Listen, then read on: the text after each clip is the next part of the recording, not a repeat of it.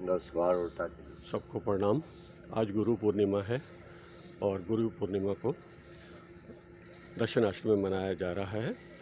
आज का विशेष कार्यक्रम सभी आज गुरु पूर्णिमा के दिन इस विशेष कार्यक्रम में हिस्सा लेंगे और देखेंगे। सबसे पहले योग कक्षा। वापस विश्राम। यहाँ से अब क्रोचासन करते हैं। पकड़ लेंगे पाँव का तलवा और घुटना सीधा कर देंगे, बिल्कुल लगाएंगे माथा घुटने के साथ।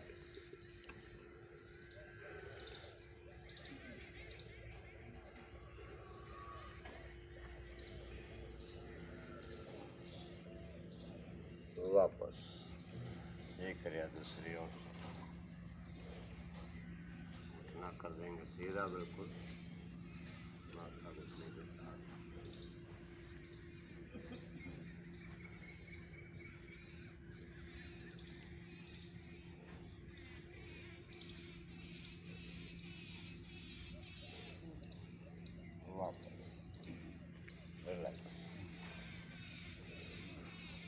जी कैसे हैं?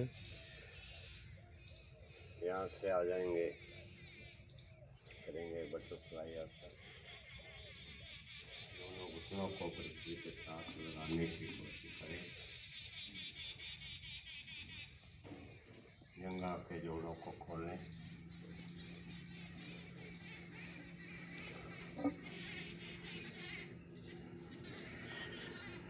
सारे शरीर की जकड़न को खोलें।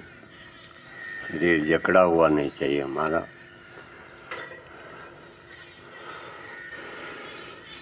घुटनों को थोड़ा दबाइए नीचे।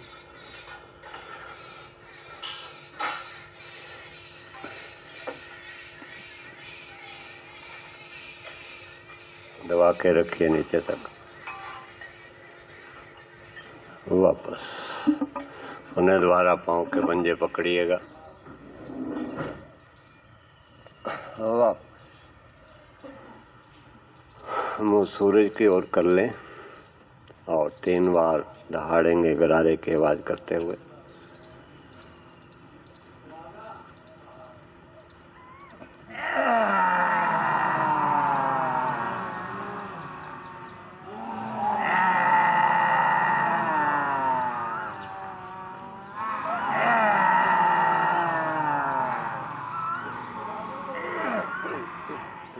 वापस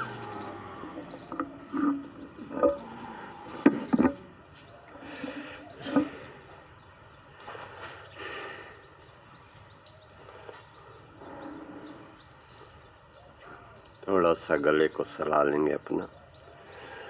हमारे आवाज़ की ग्रंथियाँ शरीर बनाने वाले आर्किटेक्ट ने बहुत ही सोच के समझ के बनाया ये शरीर।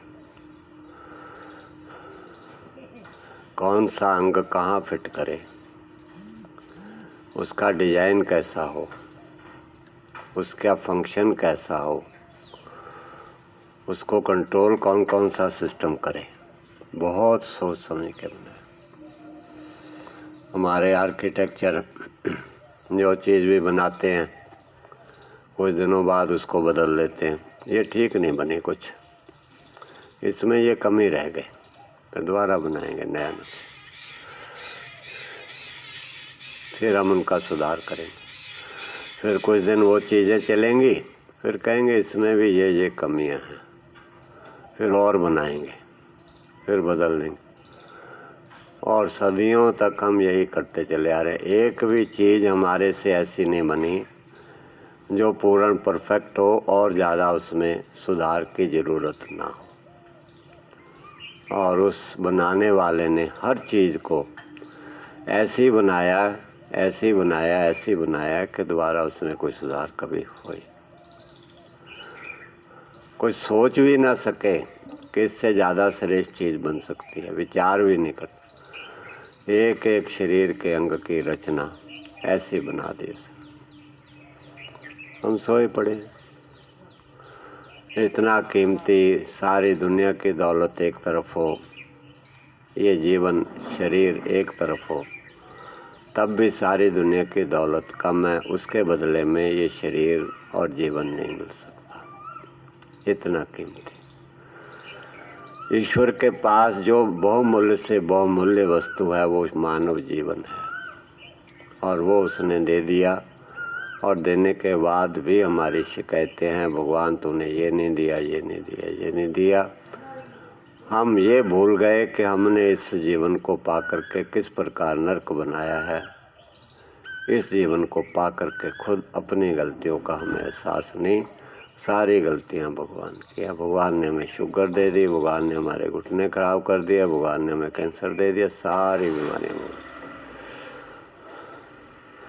ओके समझ नहीं, सोए हुए। कबीर साहब कहते हैं, इस देही को लोचाए देव, सो देही पज हर की सेव। कि इस शरीर को देवी देवता भी लोचते हैं, मतलब तरसते हैं। हम लोग कैसे तरसते हैं? धन दौलत नहीं होती, जो गरीब है कैसे वो तरसते हैं, धन आ जाए, धन आ जाए, धन आ जाए। हाँ, कैसे तरसते हैं, कैसे मेहनत करते हैं कि धन इकट्ठा करें।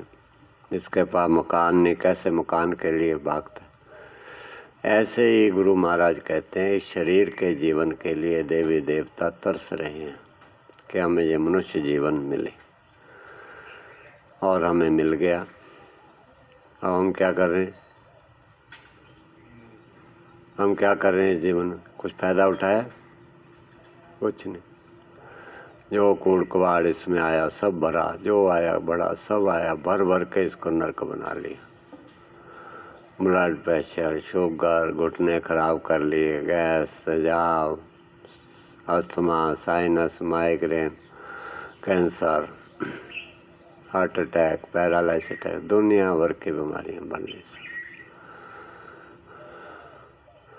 झुग्गी झोपड़ी में रहने वाले व्यक्ति को स्विस महल दे दो रहने के लिए, वो उसको भी झुग्गी झोपड़ी जैसा ही बना लेगा, उसका सुख नहीं लेगा। वो हाल हमारा है।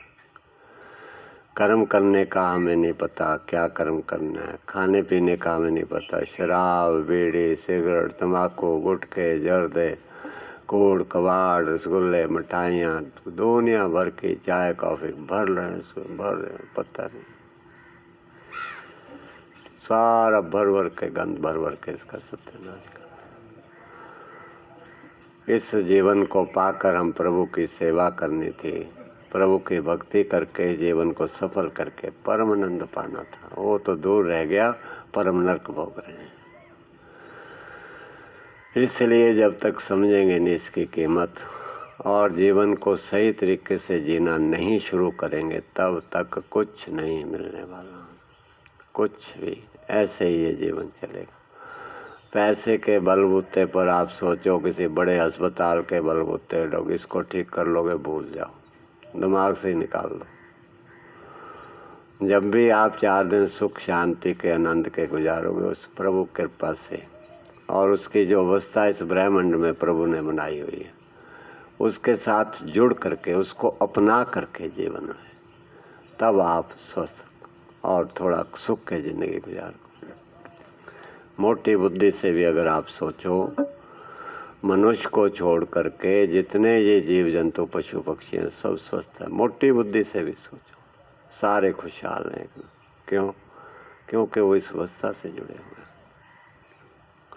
परमात्मा ने जो अवस्था बनाई है जीवन जीने की, वो उसके साथ जुड़े हुए हैं।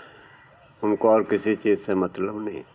100 साल की चिंता नहीं उनको, ज़मीनें इकट्ठी करने की चिंता नहीं, कब्जे जमाने की, यहाँ से भी इकट्ठी कर लूँ, 10 मकान बना लूँ, 20 बना, उनको चिंता नहीं। सोना चांदी इकट्ठा कर लूँ और उनको चिंता नहीं। वो उसकी अवस्था के अंदर चलते हैं। सुबह होता है, सूरज उदय होने से पहले उठ गए, अपना घूमे फिरे, इधर देखो कैसे खुशी से इधर उठते हैं उधर उठते हैं, चहचहाते हैं खुशी के साथ। हम सोए रहते हैं, रोते ही सोते हैं, रोते ही उठते हैं। आज नींद नहीं आई रात को, बीपी हाई हो गया रात मेरा, शुगर बढ़ गई मेरी, कभी कुछ कभी कुछ, सारा दिन रोना धोना हमारा। घर घर डिस्पेंसरियाँ बन गई हैं और रोते पैदा हुए थे, रोते ज़िंदगी गुजारते हैं और रोते चले जाते हैं संसार से। क्या ले गए? कुछ नहीं। इसलिए जीवन की कीमत को समझे। गुरुजन संसार के अंदर में, पृथ्वी के अंदर में यही चीज़ हमें सिखाने के लिए आए थे। आज हम उनके गुरु पूर्णिमा दिवस उनके सम्मान में मना रहे हैं। आपको बताया था कि गुरु पूर्णिमा जो है, वेद व्यास जी हमारे भारत के एक महान ऋषि हुए जिन्होंने इस पृथ्वी पर आकर भारत की भूमि पर वेदों का ज्ञान सबसे पहले दिया। और 18 पुराण जो रचना जो थी वो वेद व्यास जी ने करी। 18 पुराणों की रचना। उन पुराणों के अंदर में, वेदों के अंदर में हमारे जीवन जीने का ही ज्ञान है। हमें तो ये भी नहीं पता वेदों में क्या लिखा हुआ है, पुराणों में क्या लिखा हुआ, गीता में क्या लिखा हुआ। बस पढ़ा नहीं ना आज तक, समझा। पढ़ा है तो समझा नहीं, और समझा नहीं तो जीवन में धारण नहीं हुआ। धारण नहीं हो तो जीवन बदले कैसे। और बस वैसे जिए जा रहे। रेशमी रुमाल में किताबें बंद करके रखी पड़ी हैं और धूप जगा के, जोत जगा के धूप बत्ती किए जा रहे। उनको समझना है उसके अंदर में क्या कह के गए हमारे गुरुजन, ऋषि मुनि, संत महापुरुष इस पृथ्वी पर इतने महान हुए हैं कि हम तो उनका कर्जा कभी भी ना चुकता कर सके। हम अपने दादे परदादों का सम्मान करते हैं। ऋषि मुनि हमारे पूर्वज नहीं है क्या? उनका क्यों नहीं करते? उनके वो क्या कह गए, हमें क्या शिक्षा देंगे, उनको क्यों नहीं याद करते? वो सब भुला दिया हमने, सब चीज़ें भुला दी, छोड़ दी। और इसीलिए दुख है। हम ज़्यादा मॉडर्न बन गए, ज़्यादा। बस यही मॉडर्निटी का हमारा परिणाम है। इसलिए अब ये योग कक्षा का सुबह का समय हमारा समाप्त हो रहा है। अब हम गुरु जी का आज गुरु पूर्णिमा दिवस में गुरु जी के ज्ञान का क्या है, उनका ज्ञान क्या उन्होंने दिया हमें, इस पे विचार करेंगे। पहले मेरे को लगता है थोड़ा काढ़ा बड़ा अगर पड़ा है तो पी लें। काढ़ा तैयार है। काढ़ा पी लीजिएगा 10 मिनट।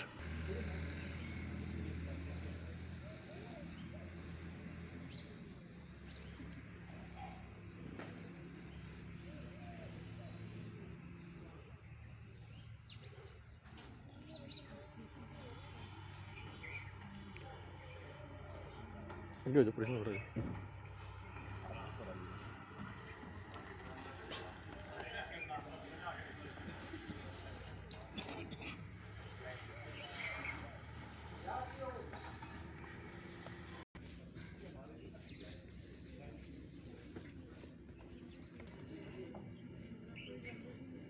आप आ जाओ।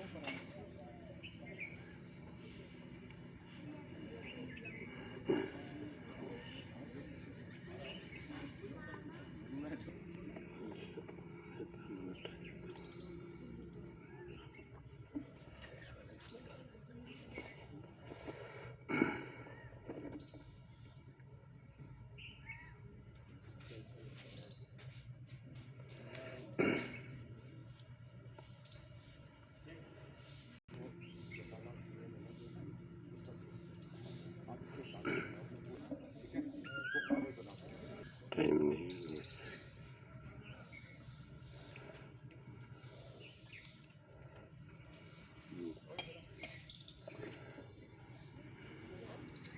बैठ जाएंगे, अपना अपना स्थान ग्रहण करेंगे।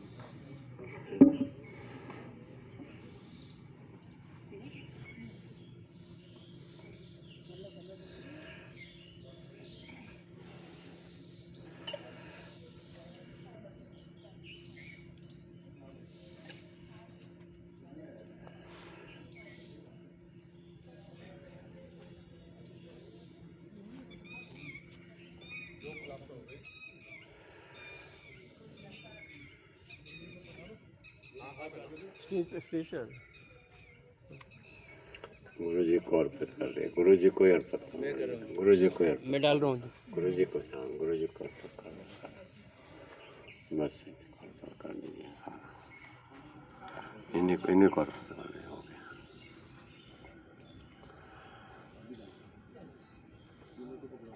अच्छा आ जाओगे। यहीं यहीं अर्पित कर दो, गुरु जी को ही अर्पित कर दिए। गौतम जी गुरु जी को कर दिए, हो गया हो गया। नहीं हो, इनके अंदर समाये हुए हैं हम लोग, इनका हो गया ना। नहीं नहीं, वही वही है, मैं वो चेन बनी हुई है एक।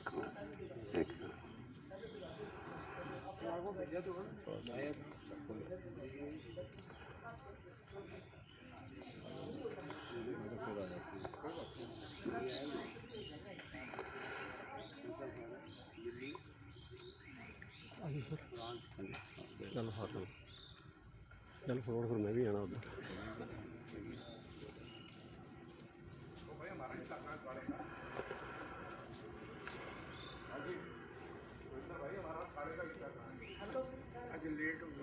कोई बात नहीं, आए तो सही।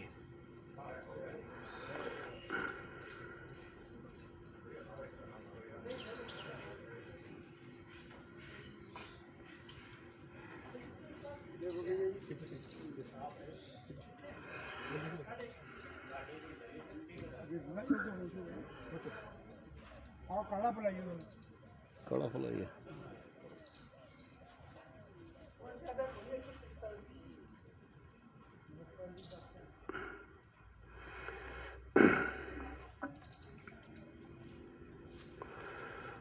चटाई दी पड़ी।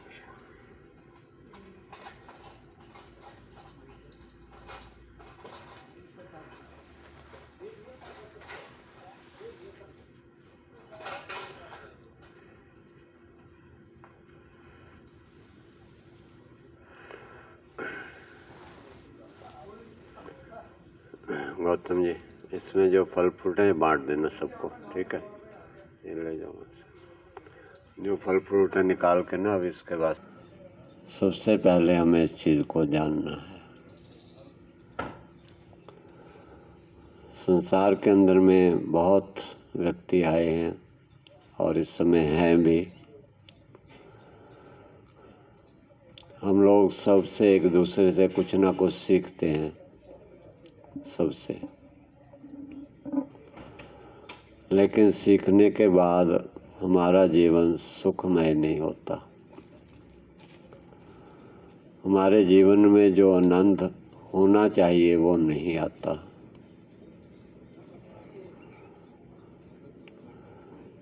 जो संत महापुरुष ऋषि मुनि गुरुजन होते हैं,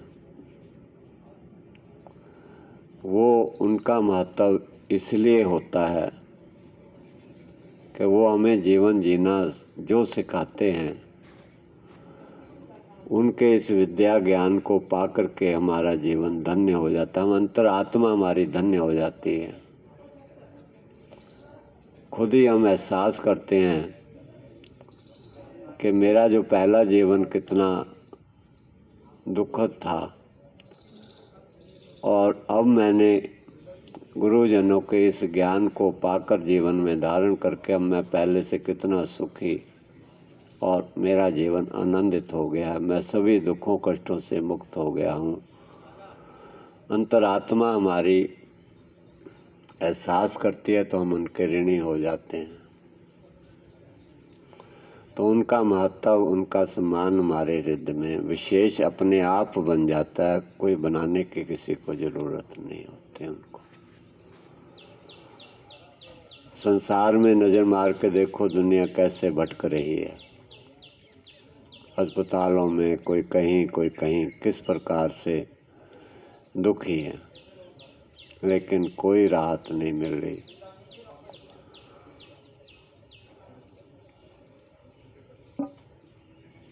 जहाँ से भी इंसान थोड़ी सी सहायता राहत लेने के लिए जाता है, ये आशा रख के कि यहाँ से मेरा दुख दूर हो जाएगा, और शायद मैं धन ज़्यादा दे दूँ तो कोई व्यक्ति इस धन लेकर के मेरे दुख को दूर कर दे, ये आशा लेकर के जाते हैं। लेकिन ये सब का अनुभव है आप लोगों का कि धन भी चला जाता है और हमारा दुख भी दूर नहीं होता।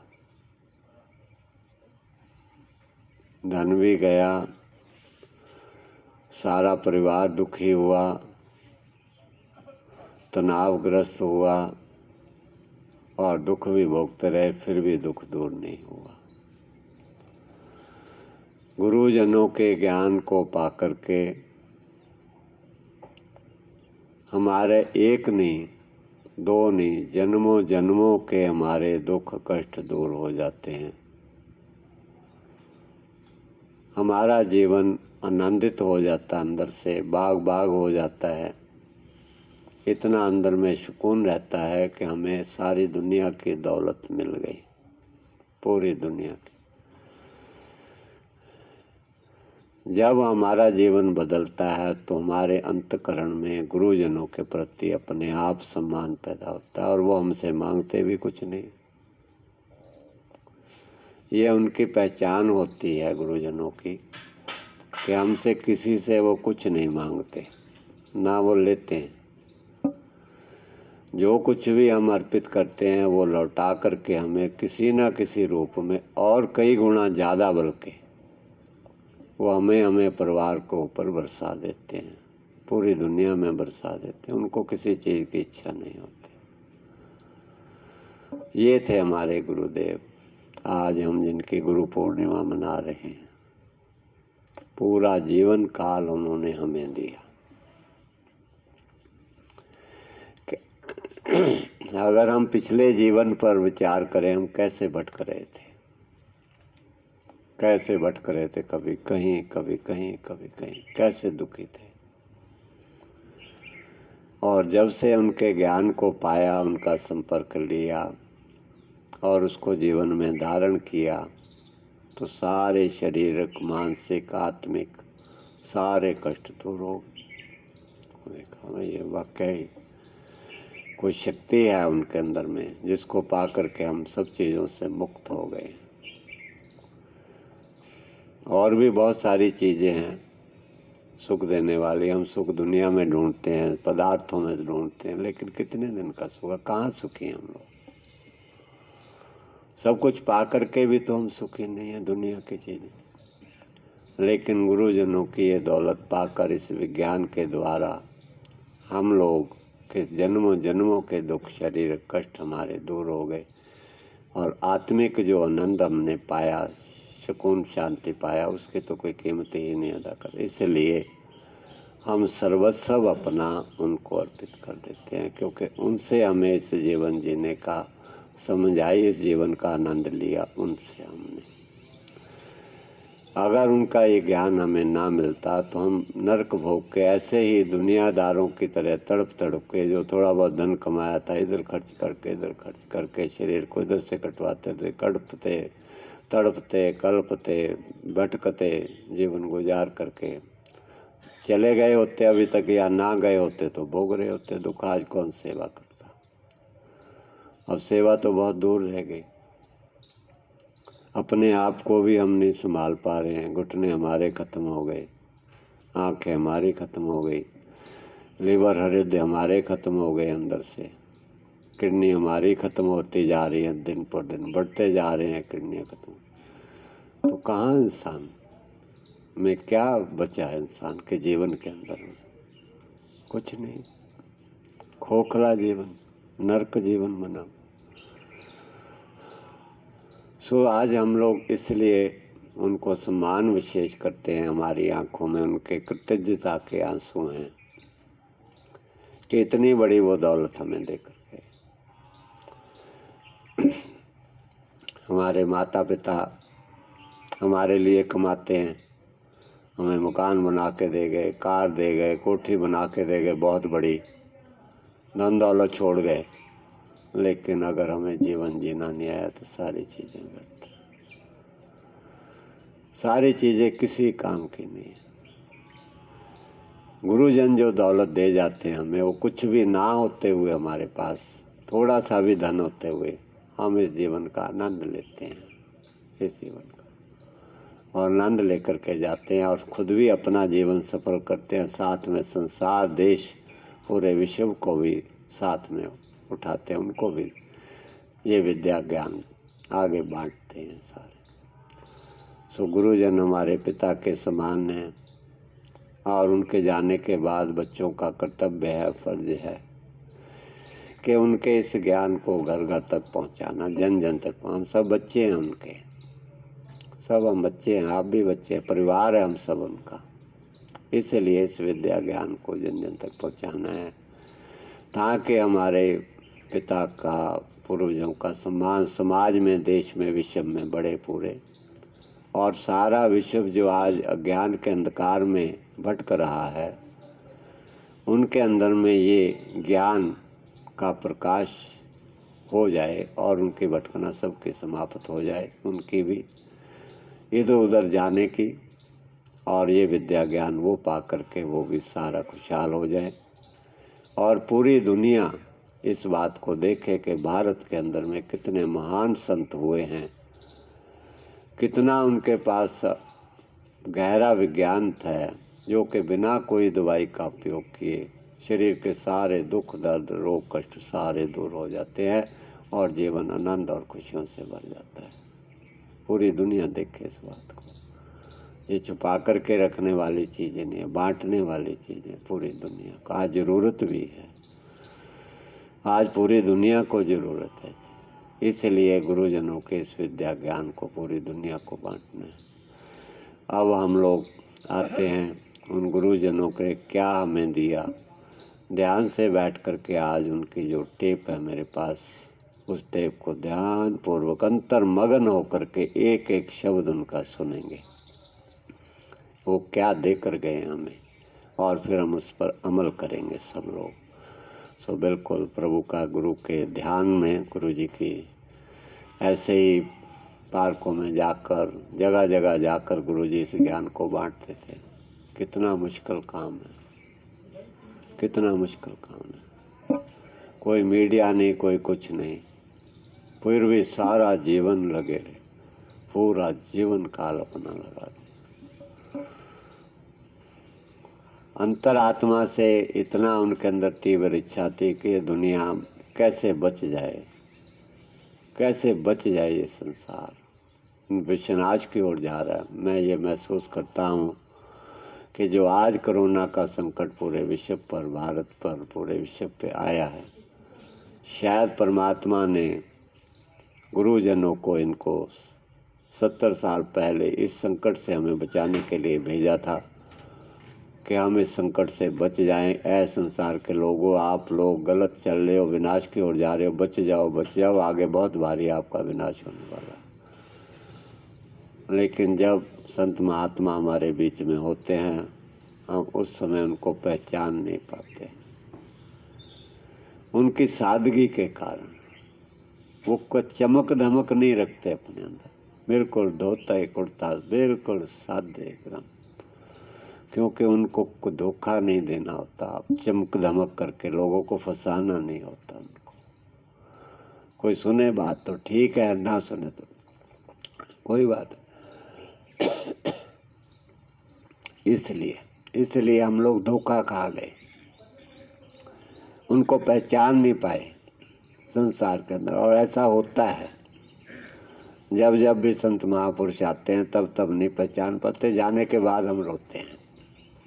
जाने के बाद ही उनके प्रति सम्मान और श्रद्धा भक्ति उत्पन्न होती है हमारे अंदर, उस समय नहीं हम पहचान पाते उनको।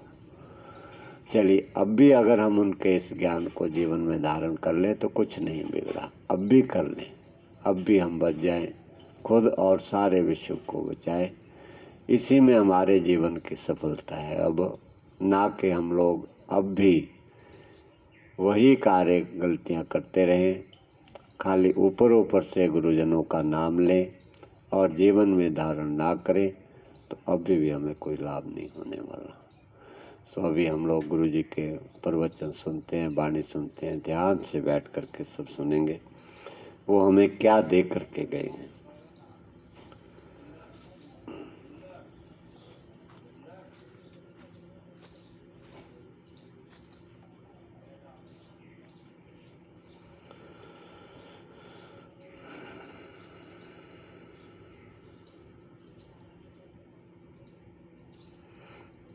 बीमार नहीं होना चाहता हमारे घरों में। अगर अकेले बैठ कर ना खाएं, सबके साथ बैठकर, अपने इष्ट मित्रों के अकेले बैठ कर ना खाएं, सबके साथ बैठकर ये गुरु जी के वाणी है, ध्यान से सब लोग बैठेंगे, कोई भी व्यक्ति इधर उधर नहीं जाएगा और सुनेंगे एक एक शब्द को। बिजनेस के बारे में उस वक्त डिस्कस ना करें, है ना? क्योंकि मेहमान है उसको ग्लास में डालकर न रखें, क्योंकि मेहमान है उसको ग्लास में डालकर न रखें, एक स्ट्रॉ रख लें। जो शराब नहीं पीते उनको भी शराब दिया जाता है। दो तीन सज्जन मेरे पास आए, उन्होंने कहा ये सब सुनने के लिए बहुत बढ़िया है, इतने नियम को अपनाना जरूरी है क्या? आखिर दुनिया में तो कई लोग रहते हैं, काम चलाते रहते हैं, इतने कड़े नियम अपनाने की जरूरत है? और ये करना संभव हो या ना हो, अगर संभव हो तो भी इतने नियमों को अपनाना जरूरी है, ये पूछने लगे। मैंने उनसे कहा शरीर के अंदर अगर हम जानते हो या ना हो, जानते ना हो, 24 घंटे मरम्मत का काम हो रहा है। 24 घंटे हर जगह, जिस वक्त हम अच्छी तरह से सो रहे हैं उस वक्त वो भी काम हो रहा। जैसे दुनिया में लोग मरते रहते हैं और नए जन्म होते रहते हैं, चीज खत्म होते रहते हैं, उसके बदले में और कई नई चीज आती रहती है दुनिया में, यही अंदर भी चलता है। एक नहीं, दो नहीं, कई सेल्स, कई कोषाणु मर रहे हैं, उसके बदले में नए कोषाणु बन रहे हैं। खून भी नया बन रहा है अंदर, हर चीज नया बनता रहता है।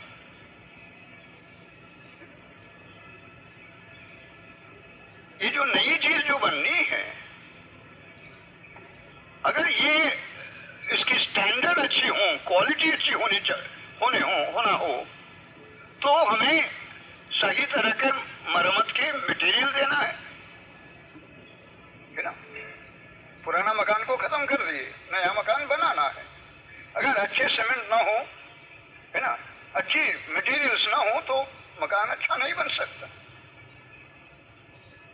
अगर हम इन नियमों के बारे में ख्याल न दें, गलत तरह के मटेरियल देते रहें, काम चल सकता है। जैसे हमारे पुरानी बसेस चलती रहती हैं ना रोड में, गड़ के साउंड के साथ, है ना, ऐसे ये भी चल सकता है कुछ, पर अंदर ताकत नहीं होगा। स्ट्रक्चरल इंटीग्रिटी, शरीर के अंदर जो ऑर्गन्स हैं, हर ऑर्गन का एक स्ट्रक्चर है,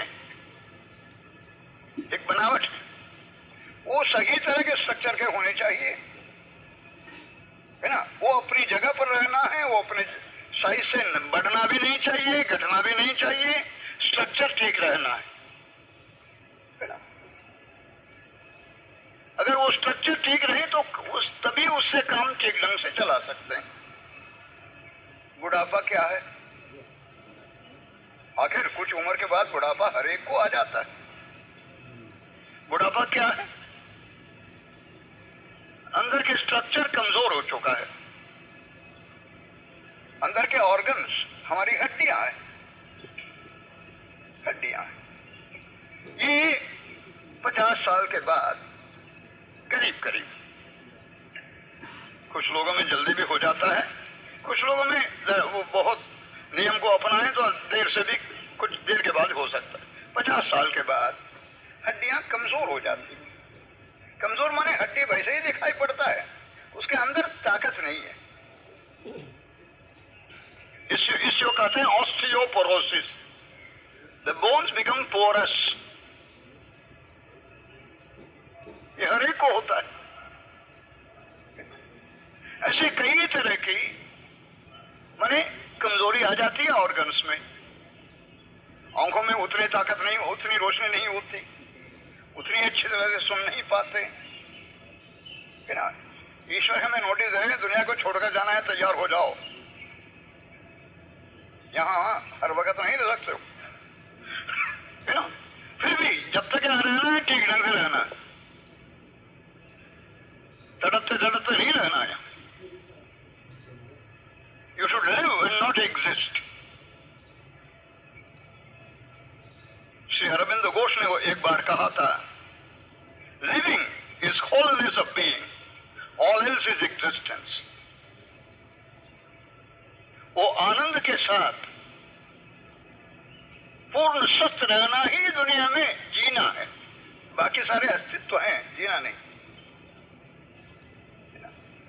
हमें अपने स्ट्रक्चर को, अपने शरीर की जो स्ट्रक्चर है इसको ठीक रखना है। ये नहीं कि ये हर वक्त रहेगा, शाश्वत रहेगा, इटर्नली नहीं। ये किसी न किसी दिन खत्म तो होना है, खत्म हो अपने टाइम पर खत्म होते वक्त तड़पते तड़पते न मरे,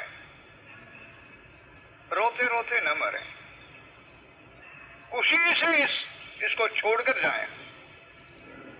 कहां जाएं वो उन्हीं को पता है। जब हमारा ज्ञान आ जाता अभी पता लगेगा, इसके बारे में बात करने से कोई फायदा नहीं। अनायासेन मरणम, मौत आ जाए किसी तरह की तकलीफ के बगैर। जैसा एक घर छोड़कर दूसरे घर हम आराम से शिफ्ट करते हैं ना, वैसे ये छोड़कर जाएंगे, है ना, बीमारी के साथ नहीं। तो अगर हमें आजीवन, चाहे वो 70 साल हो या 80 साल हो या 90 साल हो, जो भी हो, आजीवन ज्यादा कमजोरी के बगैर अपने काम वगैरह करते रहें और शरीर को ठीक रखें, ये तभी हो सकता है अगर इन नियमों का हम पालन करें। तो अगर इतने नियमों को पालन न करें, जितनी कमजोरी होनी चाहिए उससे बहुत ज्यादा कमजोरी आ जाएगी। उस कमजोरी से मन दुखी हो जाएगा और बीमारी भी आ सकती है कई तरह की। इसीलिए हम कहते हैं कि थोड़े जितने नियम को हम अपना सकें उतने करें। सुनने में जरा मुश्किल जैसा दिखाई पड़ता है, करने लगेंगे हम आगे और भी ज्यादा कर सकते हैं। गीता में कई तरह के धर्म बताए गए हैं, एक नहीं दो नहीं, राजयोग, भक्ति योग, ज्ञान योग, सब कुछ बताया गया। अर्जुन एक बार भगवान से पूछता है, इतना करना संभव है आम लोगों के लिए? या जितना बताना है उतना तो बता चुका हूं और बता रहा हूं। स्वल्पमपि अस्य धर्मस्य त्रायते महतो भयात्, इसका जितना तुम अपना सकते हो अपनाओ, जितना ज्यादा से ज्यादा अपना सकते हो अपनाओ। अगर तुमसे इस वक्त उससे ज्यादा हो नहीं सकता है तो फिक्र न करो, आगे मैं ताकत दे दूंगा आगे बढ़ने का। पर तुम अपने ऊपर, अपने मन के ऊपर थोड़ा काबू रखकर जितना कर सकते हो, स्वल्पमपि अस्य धर्मस्य, इसका थोड़ा भी करें उससे लाभ होगा। वो लाभ क्या है? और ज्यादा माने नियम को अपनाने का। You will be progressing in self control. करें फिर तो हमें किसी तरह के रोग नहीं होगा। हाँ, बुढ़ापे में 80-90 साल की उम्र में कमजोरी तो थोड़ी होगी ही, पर किसी तरह की कमजोरी माने किसी तरह की बीमारी नहीं होगी, तड़पने की जरूरत नहीं, मन भी शांत रहेगा। शरीर की हालत ठीक हो तो मन शांत रहेगा।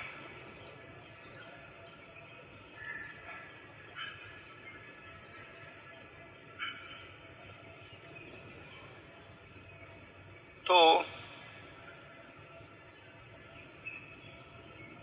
शुरू में जो मुश्किल दिखाई पड़ता है उसी को करना, उसका असर क्या बनेगा? आगे हमें अच्छा असर मिलेगा। लोग डरते हैं माने मुश्किल काम करने में, मुश्किल चीजों को अपनाने में लोग डरते हैं, करते हैं ये मुश्किल है छोड़ो। जितने हम इन चीजों को करते रहते हैं उतने ही हमें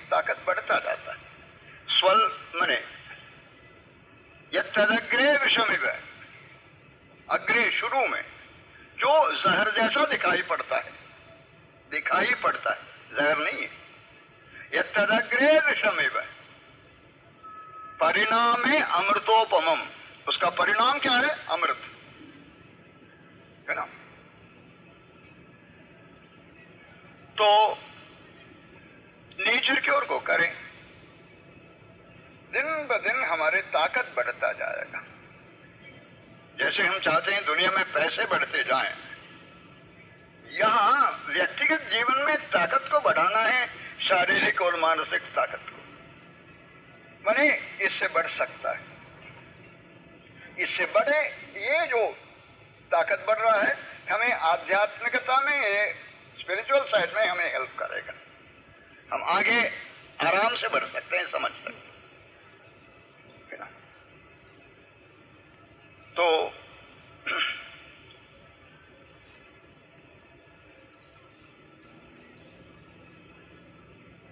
मेरे गुरुजी स्वामी शिवानंद जी लोगों को कई तत्वों को समझाने के लिए कहानियां भी लिखे हैं उन्होंने, क्योंकि कहानी द्वारा माने तत्वों को अच्छी तरह से जल्दी समझा सकते हैं। वो इंस्पायरिंग स्टोरीज ऐसा एक किताब लिखा है, मैं कई तरह की कहानियां, सिर्फ कहानी और कुछ नहीं।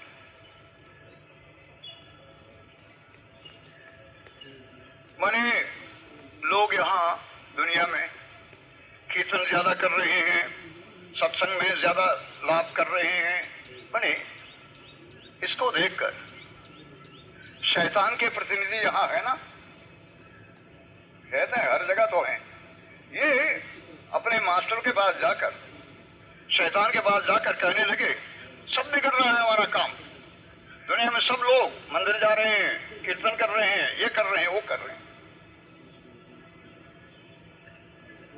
फिक्र बिल्कुल ना करो, हमारा प्रबंध पूरा है, कहीं हमारा काम बिगड़ ही नहीं सकता कभी भी, शैतान कहता है बिगड़ ही नहीं सकता है। फिर भी अगर तुम इतने डरते हो, तुम लोगों में कुछ नकली साधु का वेश धारण कर लो, साधु का वेश धारण कर लो। साधु ना बनो, साधु बन जाओगे तो मेरा काम बिगड़ जाएगा। नकली साधु का वेश कर लो, दुनिया में जाओ, श्री राम राम राम जो भी नाम है, नाम स्मरण करो, लोगों को अपने ओर खींचो। जब वो साथ आते हैं कहते हो सुबह उठने की जरूरत नहीं, किसी भी वक्त नाम किया जा सकता है। नाम स्मरण करें, सारा पाप निकल जाएगा। पाप भी थोड़े गलती चीज करते भी जाओ, कोई नुकसान नहीं है उससे। मैंने ऐसे कहते कहते कहते सबको पाप में और ज्यादा पाप में लगा दी।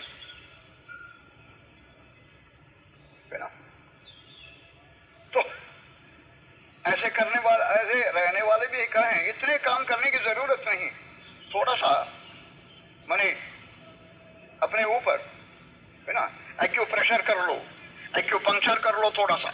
या तुम्हें बीमारी है, इतने डाइट वगैरह इतने करने जरूरत नहीं, एक्यूप्रेशर लगाओ या मैग्नेट में खड़े हो जाओ या मैग्नेट का पानी पियो, तुम्हें अपने आप को सुधारने की जरूरत नहीं, थोड़ा ये कर लो और जैसा रहना है तो रहते रहो, ये रहते रहो।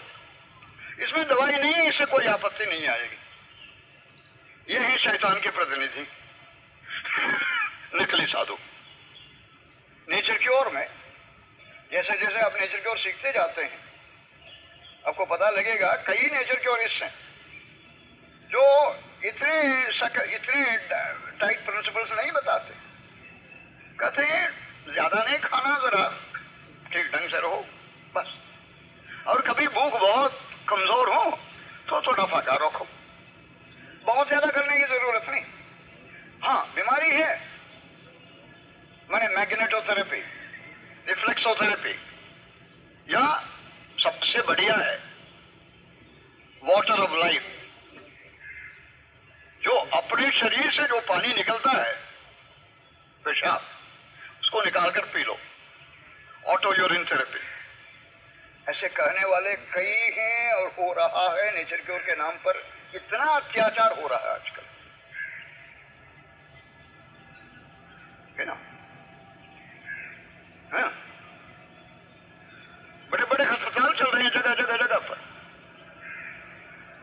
सब कुछ दे देते हैं खाने के लिए, कहते हैं उतनी अपने ऊपर उतने काबू रखने की जरूरत नहीं। कृपा करके इन लोगों से बचिए, यही शैतान के प्रतिनिधि हैं।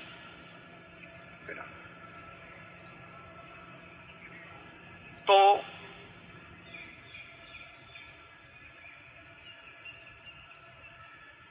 जो इनके मौलिक सिद्धांत जो हैं, बुनियादी असूल जो हैं, मैं बता रहा हूं, जितना हम लोग कर सकते हैं करें और उनसे प्रार्थना करें हमें ताकत और देने के लिए, और ज्यादा करने के लिए।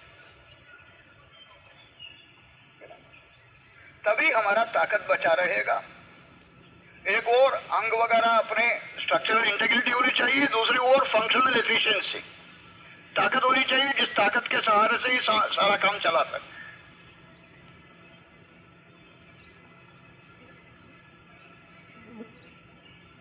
और परसों दूध वगैरह के बारे में बताया था, अगर अच्छा दूध मिले तो लें, न मिले तो नारियल से काम ले लेना, कच्चा नारियल से नहीं। और कहीं बहुत कम मिले न मिले उनका नाम ले लेना। यहां जो भी कमी है ये सारे उस नाम से ठीक हो सकता है। हम जो सब्जियां वगैरह खाते हैं उसमें हम जानबूझकर तो नहीं खाते, सब्जियां वगैरह जो लेते हैं अपने भूख मिटाने के लिए, उसमें डीडीटी वगैरह है ना? सारी दुनिया जानती है कि शहरों में रहने वाले के अंदर डीडीटी बहुत है, अखबारों में भी बीच बीच में आ जाता है। क्या इससे कैंसर बन सकता है? हमें बनेगा नहीं अगर उनका नाम ले लें तो। मैंने पूरे भक्ति के साथ, पूरी श्रद्धा के साथ पूरे मन लगाकर, है ना, सुबह शाम अपनी प्रार्थना करें। बाकी 24 घंटे उनका ख्याल रहे। जिस वक्त हम दुनिया का काम करते रहते हैं तब भी हमें उनका ख्याल हर वक्त रहे। तो ये करें, जो थोड़ा सा जहर अंदर जाता है दुनिया की, इससे हमें बड़ी आपत्ति हो नहीं सकती, ये ठीक हो जाएगा, है ना, ठीक हो जाएगा, फिक्र न करें। पर जानबूझकर गंदी गंदी चीजों को न लें। एक चीज रोज लिया जाता है, एक बार नहीं, 2 बार नहीं, 3, 4, 5 बार भी लोग ले लेते हैं चाय कॉफी। घर में कोई आता है तो चाय देना है, ऐसा मैंने कस्टम आ गया है। तो समझ लें, चाय कॉफी कोला में तो कई तरह के नाम है, इन सब में कैफीन है। कैफीन एक तरह का जहर है जो केमिस्ट के पास मिल जाता है। अगर केमिस्ट के पास जाकर आप कैफीन मांगे, वो कहेगा किस डॉक्टर की कोई नुस्खा लाओ तभी दे दूंगा, ये तो जहर है, डॉक्टर के प्रिस्क्रिप्शन के बगैर तुम्हें मिलेगा नहीं। पर उसी कैफीन को हम डॉक्टर के प्रिस्क्रिप्शन के बगैर दिन में 5, 6, 7 बार लेते हैं, उससे हमारे नर्व्स कमजोर होते जाएंगे दिन ब दिन, नींद तक नहीं आएगी आगे। माने हाजमा कमजोर होता जाएगा और कई तरह की आपत्तियां आएंगी, ताकत दिन ब दिन कमजोर होता जाएगा। आदि तो बन चुके हैं कई लोग, कैसे छोड़े। 60-70 साल पहले पंजाब में चाय का नाम तक नहीं था। ये लोग चाय बिल्कुल फ्री मुफ्त में देते थे, लोगों को आदत बन गया, फिर ये घुस गया हर घर में। ऐसे ही कई चीजें घुस रहे हैं हमारे घरों में। उन दिनों की पंजाब की सेहत कैसी थी और आजकल के पंजाब कैसे हैं आप जानते हैं। Cola culture is there now, globalisation, है ना। तो अब जानबूझकर अपने ताकत को कम न करना, जहर को अंदर न देना, चाय कॉफी वगैरह छोड़िए। चाय कॉफी वगैरह छोड़ें, सिर दर्द हो सकता है। जो सिगरेट पीने वाले हैं ना, सिगरेट जो लगातार पीता रहता है वो सिगरेट छोड़ें, चक्कर आएगा, सिर दर्द होगा, ताकत मने न के बराबर होगा, लेट जाएगा, रोएगा। इसको कहते हैं विथड्रॉयल सिंड्रोम। जो शराबी है शराब छोड़ने से, सिगरेट पीने वाले हैं सिगरेट छोड़ने से, चाय कॉफी वगैरह पीने वाले हैं इस छोड़ने से, कोई भी बुरी आदत हो, वो बुरी आदत छोड़ने से हमें शुरू में थोड़ी परेशानी होती है। फिक्र न करें, इसको छोड़ना ही है, क्योंकि और कमजोरी आ जाए तो इसको छोड़ना और ज्यादा मुश्किल।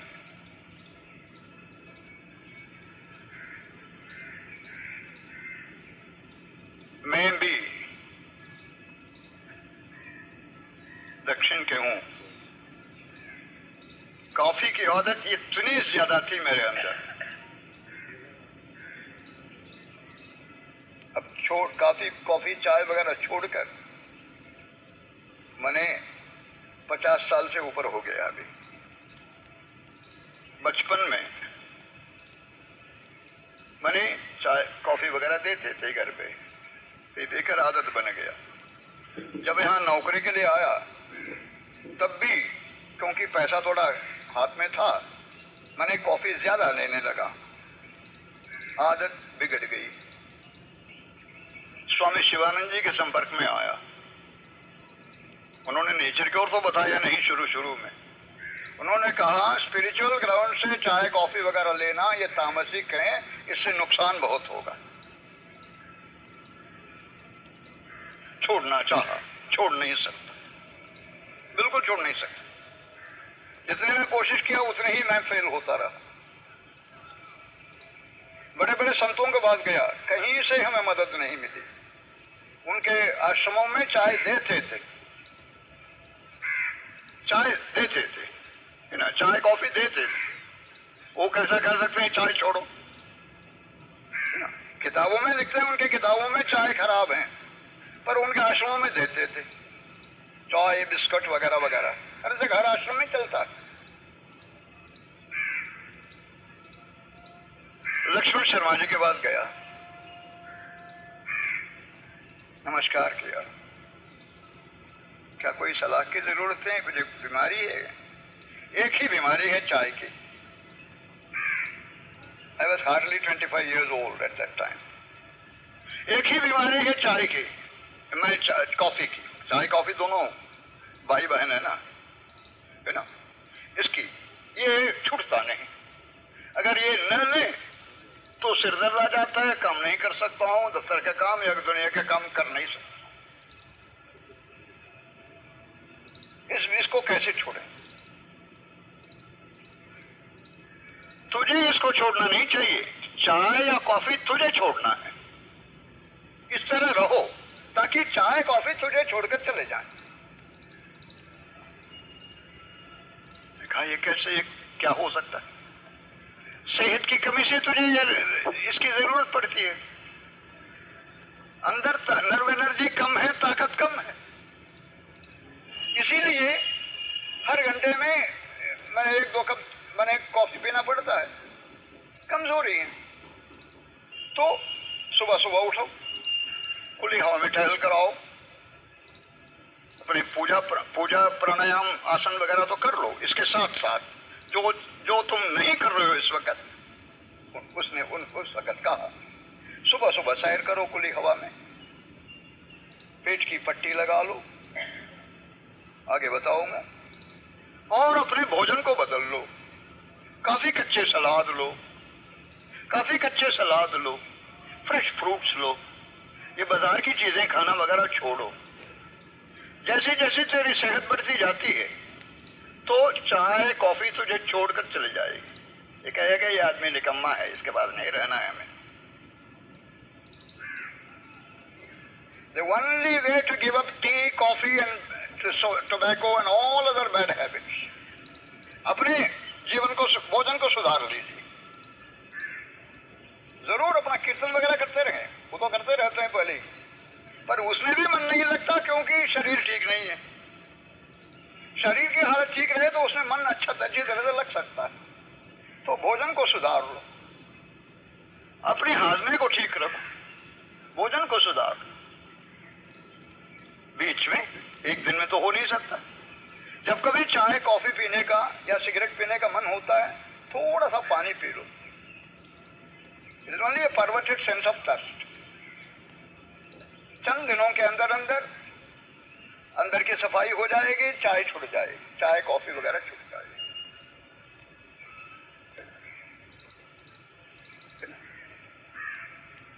मन जितना शांत है उतने हमें इन चीजों की जरूरत नहीं पड़ेगी।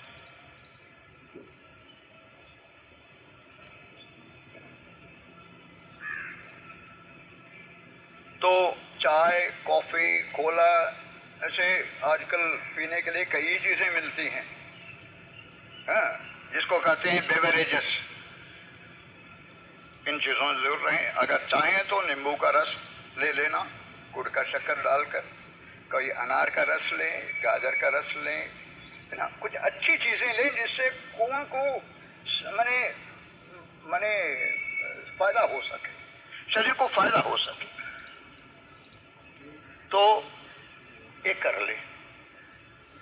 कुछ लोग कहते हैं दूध तो लेना है, दूध अच्छा नहीं मिलता इसीलिए चाय लेते हैं। जब तक हम पंजाब में थे दूध ही दूध देते थे। यहाँ दिल्ली आने के बाद दूध अच्छा नहीं मिलता इसीलिए चाय लेने लगे। यहाँ जो चाय बनता है इसी यहीं के पानी से बनता है। तो आपको तो पता है कि यहाँ पानी ठीक नहीं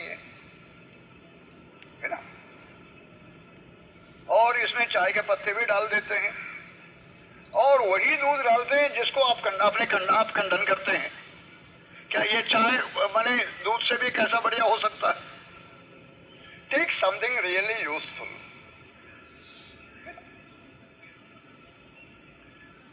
अब सिर्फ एक चीज बाकी रह गई है।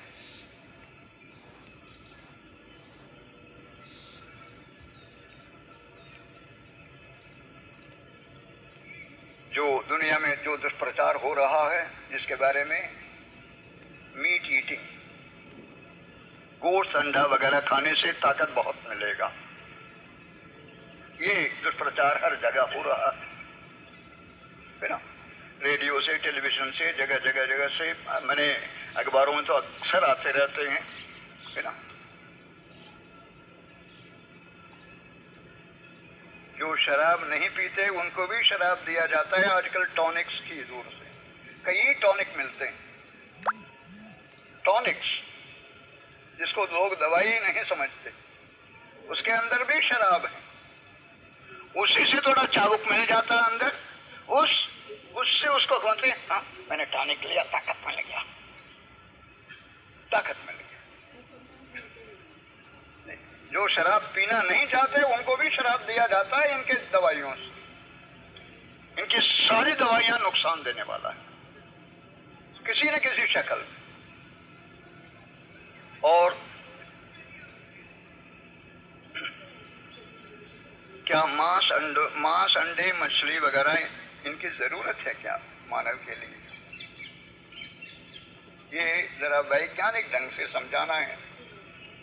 नैतिक दृष्टिकोण से बताने के लिए कई हैं, वो बताते ही रहते हैं। लोग इसको सुनकर कहते हैं तो पुराने जमाने की बात है। माने आजकल की वैज्ञानिक लोग कहते हैं खूब खाना है, एनिमल प्रोटीन चाहिए तभी ताकत बनेगा। वैज्ञानिक दृष्टिकोण से समझ लें। There is a separate organization called the World Vegetarian Congress. सारे देशों में उसकी शाखा है, भारत में भी है। ये माने शाकाहार के लिए प्रचार अच्छा करते हैं, पर ये गलती कर देते हैं। उस गलती से माने जो शाकाहारी हैं उनकी भी सेहत बिगड़ रही है। यहां वो गलती हम नहीं करते। आखिर जो कुछ खाया जाता है उसको तो हजम तो करना है। हजम करने के बाद ही उससे कुछ फायदा मिल सकता है।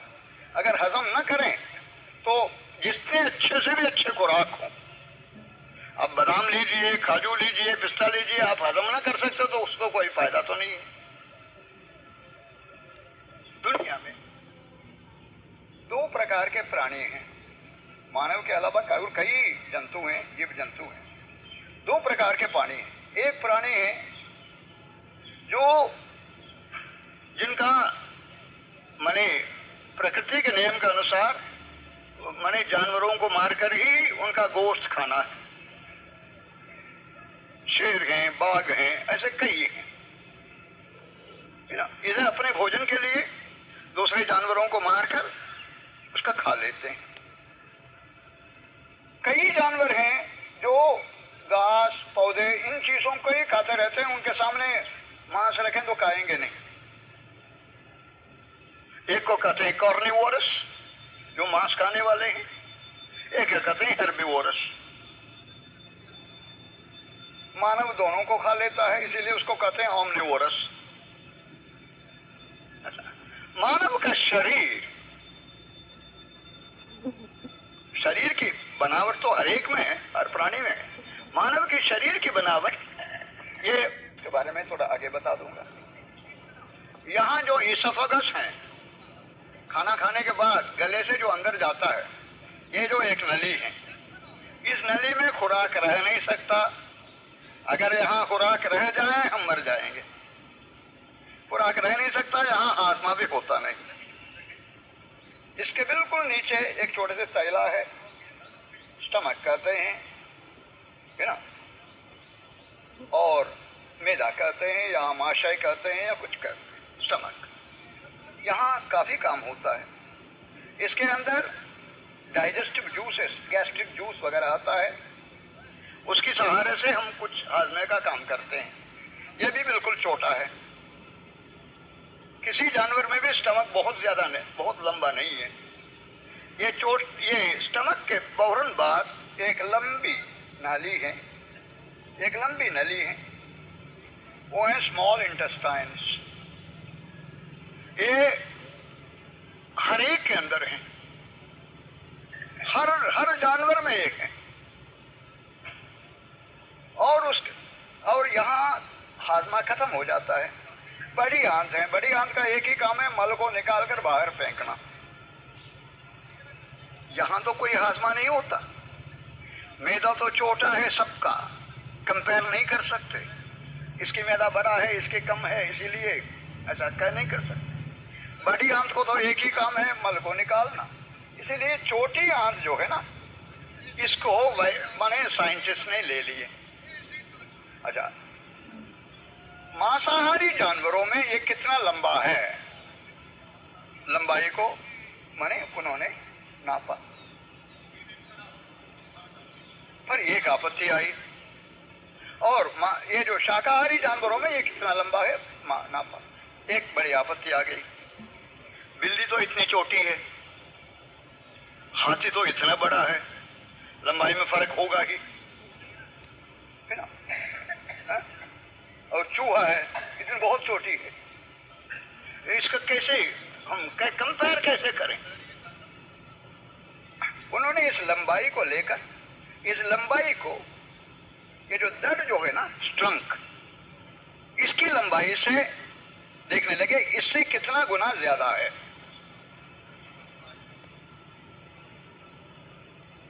They divided the length of the small intestines by the length of the trunk and got a quotient. और इससे वो पता लगा उनको, जो मांसाहारी जानवर हैं उनके अंदर वो क्वोशंट 3 या 5 निकला।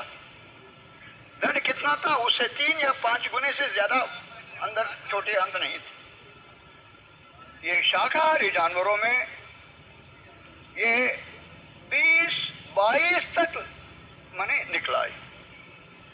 इनकी चोटी आंत इतनी लंबी है, इनका दर जितना है उससे 20-22 गुना ज्यादा है। मानव के अंदर क्या निकला? करीब 12। ये 2 फुट से जरा कम है, ज्यादा नहीं। और यहां माने 22-23 फुट का है चोटी आंत। उन्होंने कहा ये इसकी लंबाई देखें, इस लंबाई से पता लगता है कि मानव तो पूरे मांसाहारी हो नहीं सकता। अगर इनको पूरे मांसाहारी रहना है इतना लंबा नहीं होना चाहिए। पर ये घास पत्ते वगैरह खाकर भी नहीं रह सकता, क्योंकि उतना लंबा ज्यादा नहीं है, ये बीच में है।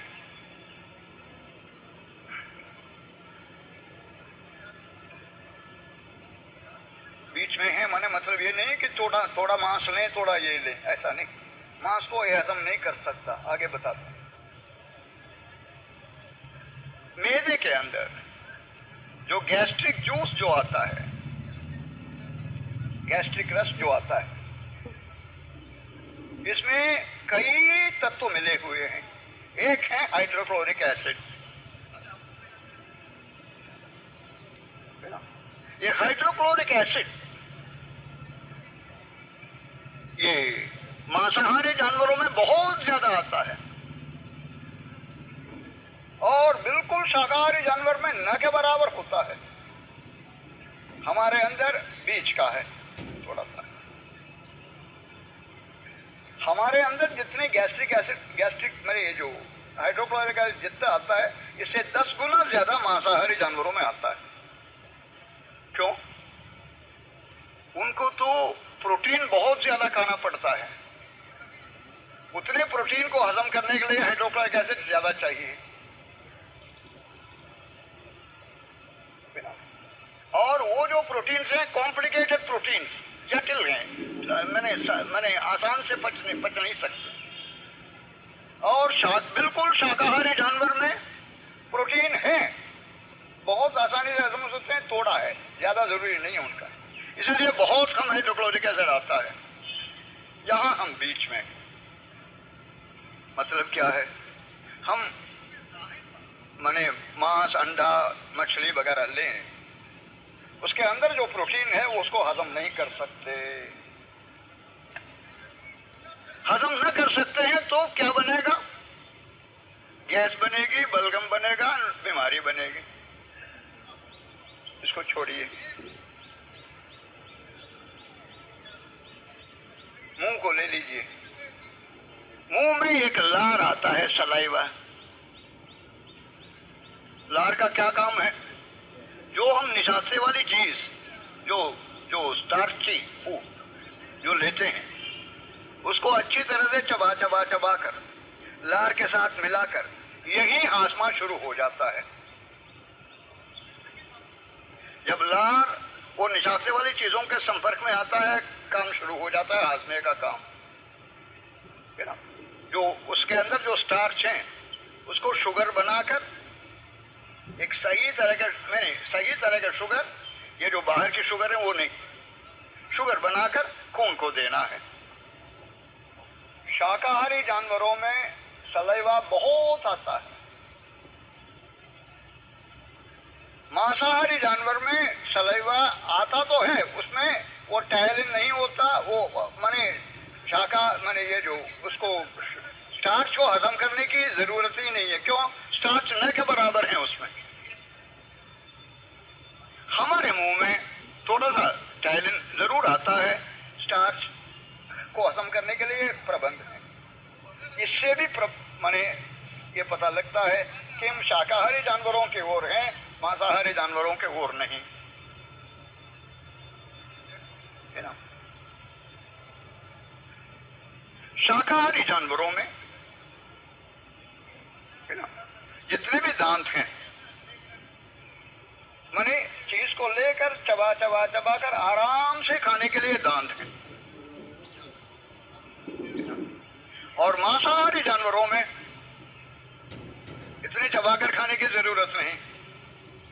माने जानवरों को ऊपर चलना, उसको काटना, माने मांस को निकालना, खाना, उसके लिए उनके दांत ही कुछ और ढंग का है। हमारे दांत एक दो ऊपर एक दो नीचे, इसके अलावा बाकी सारे चबाने वाले दांत हैं। यहाँ भी हम माने ये शाकाहारी जानवर जैसे हैं। और मुंह की बनावट, जो शाकाहारी जानवर हैं, दर्द को, ये जो जगह है ना, इसको ऐसे भी खिला सकते हैं। जो मांसाहारी जानवर हैं ऊपर और नीचे ही कर सकते हैं, साइड पे नहीं कर सकते, क्योंकि उनको चबाने की जरूरत नहीं।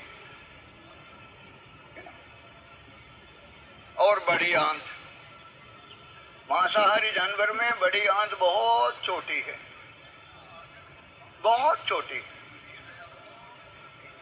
और ये शाकाहारी जानवर में काफी लंबा है, क्योंकि शाकाहारी जानवरों में ये बड़ी आंतों में भी कुछ हाजमा होता रहता है, थोड़ा सा हाजमा होता रहता है। और हमारे जो है 5 या 6 फुट का है ना। शरीर के अंगों, ये जो पाचन प्रणाली के जो अंग हैं, इसके बनावट के ख्याल में रख के मैंने इन्होंने बताया कि हम तो पूरे मांसाहार पर तो नहीं रह सकते, आपत्ति आ जाएगी, और उसको हजम करने में भी कई मुश्किलात हो सकते हैं।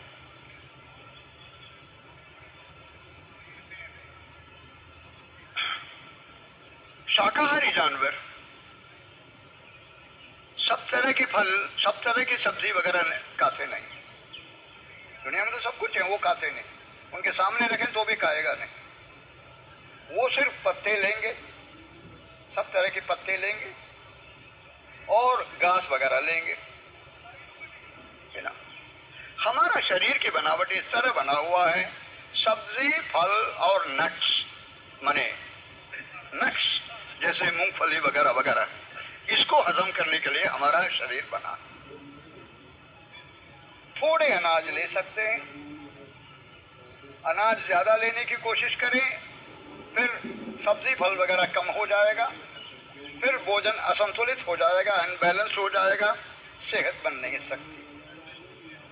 आजकल की शाकाहारी हैं, हाँ वो तो मांस तो नहीं लेते, पर काफी अनाज लेते हैं और सब्जी बहुत कम लेते हैं, न के बराबर। वो सब्जी भी तली ही होती है, या कभी कभी उस सब्जी के बदले में दाल रहता है, सब्जी नहीं होती। The modern vegetarians are not vegetarians at all, they are cerealists. वो सिर्फ धान्याहारी हैं, शाकाहारी नहीं है, इसीलिए इनकी सेहत बिगड़ी हुई है। हमारे मानव शरीर की बनावट इस तरह से हुआ है, हम ज्यादातर शाक सब्जियां, फल, यही हमारा भोजन है। अनाज थोड़ा ले सकते हैं, पर मांस, अंडा, मछली वगैरह लेने से, मैंने वो आगे बताऊंगा, और कुछ लेना नहीं चाहिए, लेने से नुकसान होगा। Bluetooth mode. परसों आपको ये जो प्रेडोमिनेटली एसिडिक फूड और प्रेडोमिनेटली अल्कलाइन फूड का एक तरह की लिस्ट दिया था मैंने।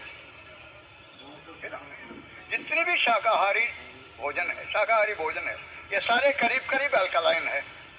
इनको सही ढंग से लें, Bluetooth माने चावल को पॉलिश करके लें तो वो खराब हो जाता है, आटे को चोकर को निकालें तो खराब हो जाता है। जो इनके शक्ल में ले लें, जिस शक्ल में हमें उदरत से मिलती है उसी शक्ल में लें तो हमें अल्कलाइन फूड मिल जाता है। मांस जो है, मांस, अंडे, मछली वगैरह प्रेडोमिनेंटली एसिडिक, और एसिडिक चीजों में सबसे बुरी है, सबसे बुरी,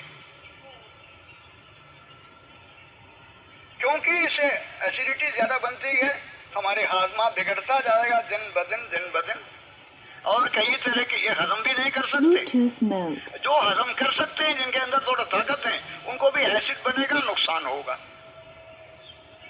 अल्कलाइन न होने की वजह से खून ही खराब हो Bluetooth जाएगा, mode. कई तरह की बीमारियां आ सकती हैं। Bluetooth mode. अब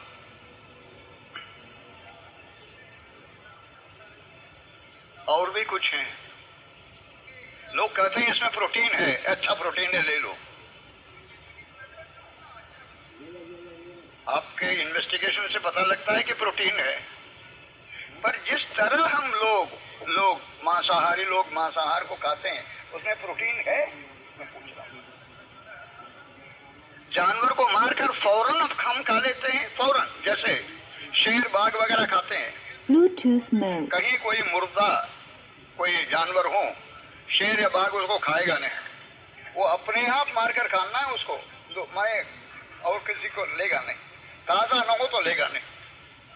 हमें जो मिलता है मारने के कई घंटों के बाद ही हमें ये मिलता है Bluetooth mode. खाने वालों को। जिस वक्त जानवर मर गया था उस वक्त तो फिर सड़ाव शुरू हो जाता है शरीर के अंदर, क्योंकि वो जीवित नहीं है एनिमोर।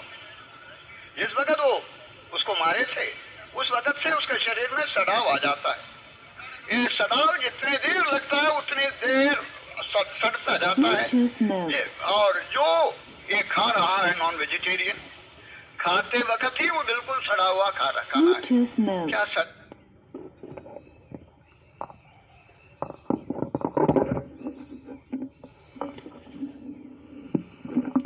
आपने गुरु जी के प्रवचन सुने, कितनी भटकाने वाली शक्तियाँ और प्रचार समाज में चल रहा है, जिसको सुन कर के हम बचपन से भोले भाले इनोसेंट बच्चे भटक जाते हैं और भटकने के कारण अपना स्वास्थ्य और जीवन बर्बाद कर रहे हैं। और फिर हम लोग दवाइयों अस्पतालों से उस स्वास्थ्य को प्राप्त करने की कोशिश करते हैं, जो कभी भी किसी कीमत पर नहीं मिल सकता।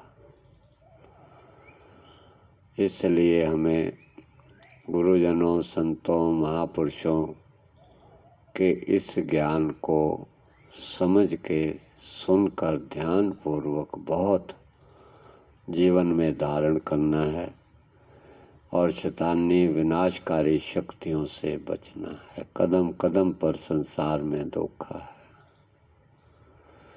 कदम कदम पे धोखा है। जग रचना सब झूठ है।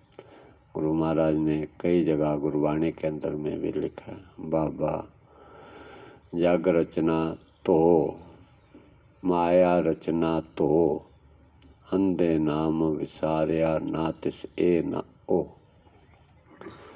नाम विसारने का मतलब ये नहीं कि हम राम राम करें, वाहेगुरु करें तो हम नाम के साथ जुड़े हुए नहीं। प्रभु के नाम विसारने का मतलब है प्रभु की सारी ये अवस्था को जीवन में धारण करें और प्रभु का शुक्रिया करें, उसका नाम जपें। फिर हम लोग प्रभु का नाम सवेरे शाम लें, ज्योति जलाएं, धूप करें, करने के बाद हम सोचे बहुत प्रभु का नाम ले लिया, कृपा हो जाएगी प्रभु की। नहीं होने वाले। सपने में भी प्रभु कृपा नहीं होने वाली। जब प्रभु की बनाई अवस्था को जीवन में अपनाएंगे तब प्रभु कृपा होगी और फिर आप प्रभु के गुण गाएंगे कि हाँ प्रभु अब तेरी कृपा हमारे ऊपर हो गई है, अब मेरे शरीर कष्ट सारे दूर हो गए, अब मैं इतना सुख और आनंद का अनुभव करता हूँ, तेरे ही गुण गा रहा हूँ। फिर उसका ध्यान अपने आप प्रभु का मन में लगेगा, ध्यान रहेगा, हर वक्त रहेगा उस प्रभु के चरणों में। हर घड़ी, हर पल, हर क्षण हम उसके चरणों में रहेंगे। गुरुजनों के चरणों में हर क्षण, हर पल, क्षण रहेंगे कि दुनिया में जो कुछ बताया, पता किया, इतना ज्ञान, इतनी किताबें, इतना पढ़े, लेकिन सब व्यर्थ, जीवन में सुकून नहीं आया।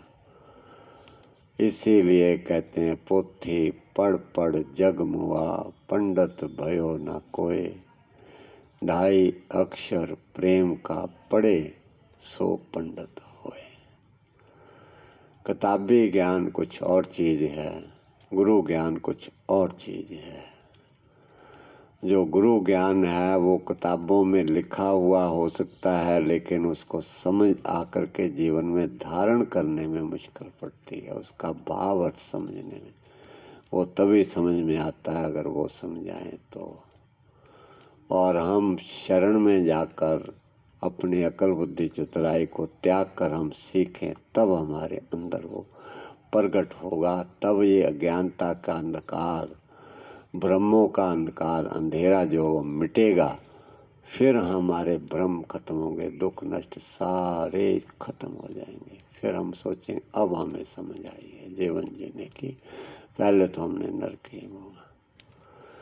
सो बात को, हर चीज को समझना है गुरुजनों की। आज गुरु पूर्णिमा पर हम बहुत एक खजाना गुरु जी का लेकर जाएं। गुरुजनों का खजाना पूरी दुनिया के लिए सूर्य के प्रकाश के समान होता है और सबके लिए निःशुल्क होता है। हर गरीब अमीर कोई हो, सबके लिए बिना भेदभाव एक समान होता है कि सब खुशहाल हैं, कोई संसार में रोगी ना हो, कोई दुखी ना हो। इसलिए इन सारी चीज़ों को आपने सीखना है, बीमारी का इलाज नहीं करवाना। जहाँ हमारा जीवन बिगड़ गया है उस जीवन को सुधारना है। खाने पीना बिगड़ गया, खाने पीने को सुधारना है। रहन सहन बिगड़ गया, रहन सहन को सुधारना है। व्यवहार हमारा बिगड़ा हुआ, व्यवहार को ठीक करना है। कर्म हमारा गलत है तो कर्म को ठीक करना है। सोने जागने का समय गलत है, उसको ठीक करना है। सेवा की कमी है, जीवन में सेवा करनी है। प्रभु के ध्यान की कमी है तो ध्यान करना है। सारे जीवन को हमें बिगड़े हुए को सुधारना है, तब हमारे दुख दर्द रोग कष्ट दूर होंगे। दूसरा कोई रास्ता नहीं है। ये सब चीज़ें हम आपको बताते रहते हैं। जितना गुरुजनों से सीखा, मैं आप लोगों की सेवक हूँ, और जितना गुरुजनों ने मुझे दिया है वो मैं आपको बांट देता हूँ। मेरा अपना कोई ज्ञान नहीं है, ना मैं इसमें कुछ घटत बढ़त करने की बुद्धि समर्थ रखता हूँ। जो कुछ उन्होंने दिया मैंने अनुभव किया, जरूर अनुभव किया है कि मेरे जीवन के दुख दर्द दूर हुए। मैं बहुत सुख से जीवन व्यतीत कर रहा हूँ, और वो अनुभव और नियम सिद्धांत मैं आपको बता देता हूँ कि ऐसा गुरुजी ने बताया मुझे और मैंने सीखा, अनुभव किया। आप भी सीख लो बस। और मैं कुछ नहीं जानता, इससे ज़्यादा ना मुझे पता है, ना मुझे समझ है, ना मेरे अंदर कोई बुद्धि है इतनी ज़्यादा आपको समझाने की। बस जैसे गुरुजी ने बताया उसको आप लोग सीख लो। मैं आपका सेवक हूँ। इस समय आप सारे संसार को इस विद्या ज्ञान की ज़रूरत है, और ये विद्या ज्ञान सब तक पहुँच जाए। कोई संसार में रोगी ना रहे, कोई दुखी ना रहे। गुरुजनों ने सारा जीवन प्रयास किया इस चीज़ का, क्योंकि वो आते ही हमारे कल्याण के लिए हैं, और किसी को चिंता नहीं है हमारी। मरते मरो मरो, किसी को चिंता नहीं है हमारी। और ना ही ये बातें कोई बताता है। अस्पताल जाओ, टेस्ट करवा लो, दवाइयाँ चालू कर दो, फीसें जमा कराओ, पैसे जमा कराओ, यहाँ से कटवा लो, इधर से कटवा लो। बस कोई आपको शिक्षित करके नहीं भेजता वहाँ से, कहीं कोई शिक्षित नहीं करता कि जीवन में गलतियाँ ये मत करो, आप बीमार पड़ोगे। तो कोई नहीं कर रहा कहीं भी।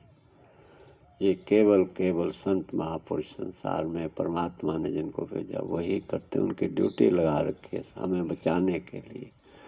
इसलिए हम उनकी बात हमें सुननी है, हमारे ऋषि मुनियों की बात सुननी है, जितने भी हुए हैं। पतंजलि जी, मैं ये नहीं कहता कि हमारे गुरु जी हैं, वो संत महात्मा सब ऋषि मुनि एक ही बात कहते हैं। ये अब हुए हैं कलयुग के अंदर में, वो पहले हुए थे। उनकी बात आप सुन सकते तो उनमें भी यही बातें, उनकी बात मान लो, कोई बात नहीं। हमारे गुरुजी की इनकी बात मत मानो, आपको नहीं अच्छा लगता। लेकिन आपका जीवन स्वस्थ और खुशहाल होना चाहिए। कैसे भी आप लोग अपने जीवन को बदलें। सो आज गुरु पूर्णिमा पर बहुत ही गुरु महाराज ने स्वयं दया करके अपने प्रवचन आप सबके हृदयों में बसाए हैं। मुझे पूरी उम्मीद है कि आपके जीवन में जरूर परिवर्तन आएगा। गुरुजनों का वो जो है उनका प्रभाव, उनके जीवन का जो तपस्या त्याग है वही यहाँ पर काम कर रहा है और उनकी तपस्या त्याग से ही ये चल रहा है। सब हरा भरा है गुरु कृपा से और सारा समाज खुशहाल हो, हरा भरा रहे। आश्रम की सेवाएं सब तक पहुँचे, निःशुल्क हैं ये सब की सेवाएं, कोई दुखी ना रहे, कोई रोगी ना हो। आप भी सब लोग प्रयास करें, इसको अपनाएं। समय अब हम लोग ज़्यादा नहीं लेते हैं, आगे की भी क्रियाएँ करनी है, थोड़ा पहले ही लेट हो समापन करते हैं गुरु जी का। उसके बाद मडवात किसी को लेना है मडवात ले लें। और गुरु जी के बारे में अनुभव उनका शॉर्ट में किसी व्यक्ति का हो तो आप आधे मिनट में बता सकते हैं, लंबा नहीं। उनकी कोई बात और इधर उधर की नहीं, सिर्फ उनका जो अनुभव आपने किया उनके बाद बस वो बताना है। बाकी तो बातें बहुत हैं, ख़त्म होने वाली नहीं है। सिर्फ अनुभव आपके जीवन में क्या है, अपना अनुभव बताना और कुछ नहीं बोलना। सिर्फ आपके जीवन में क्या परिवर्तन है बस। अगर किसी का कोई है तो ठीक है, नहीं हो तो हम कार्यक्रम समाप्त करते हैं। आज अंजना जी आ रही हैं। सिर्फ अनुभव बताना है बस कि आपने क्या पाया, इसके अलावा और कुछ नहीं। माइक ऑन कर लें। और वो भी शॉर्ट में।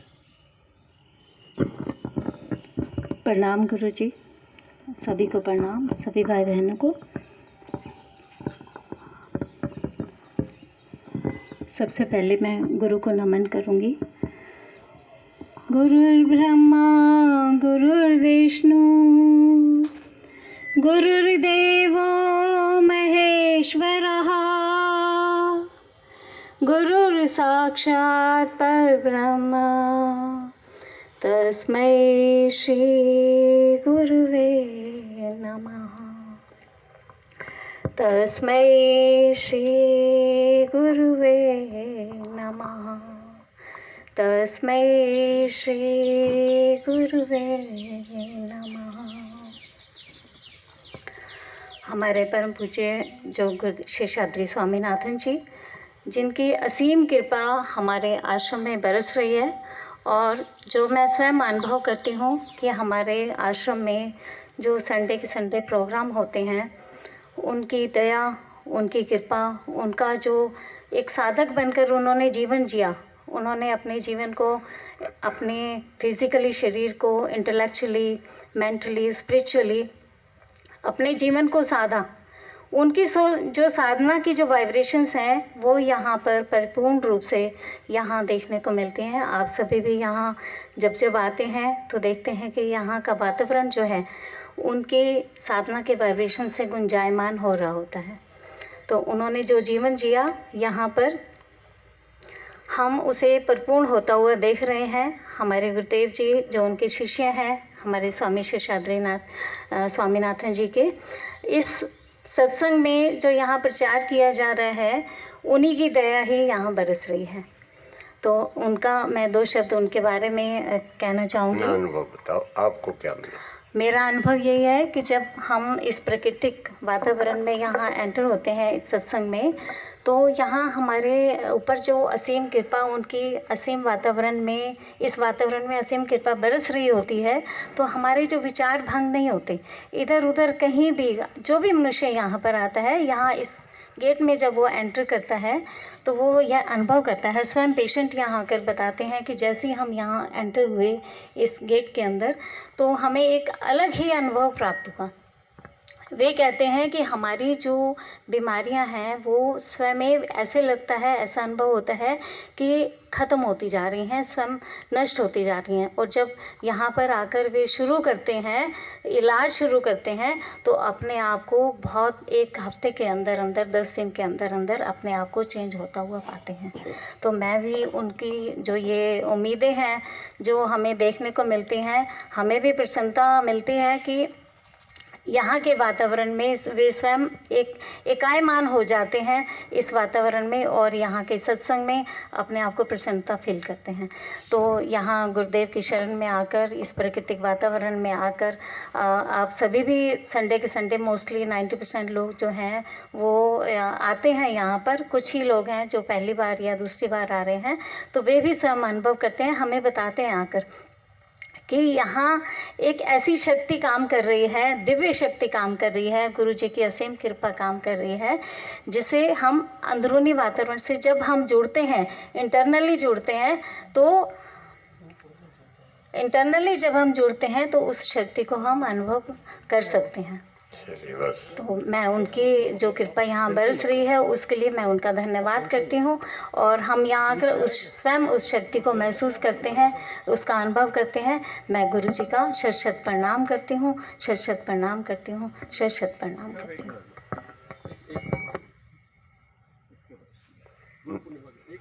किसको? आपको? सभी भाई बहनों को गुरु पूर्णिमा की बधाई। देखिए, आज हम सभी गुरु पूर्णिमा के अवसर पर इकट्ठे हुए हैं, तो हमारा सबसे बड़ा कर्तव्य बनता है कि गुरु के कहे वचनों के ऊपर अमल करना।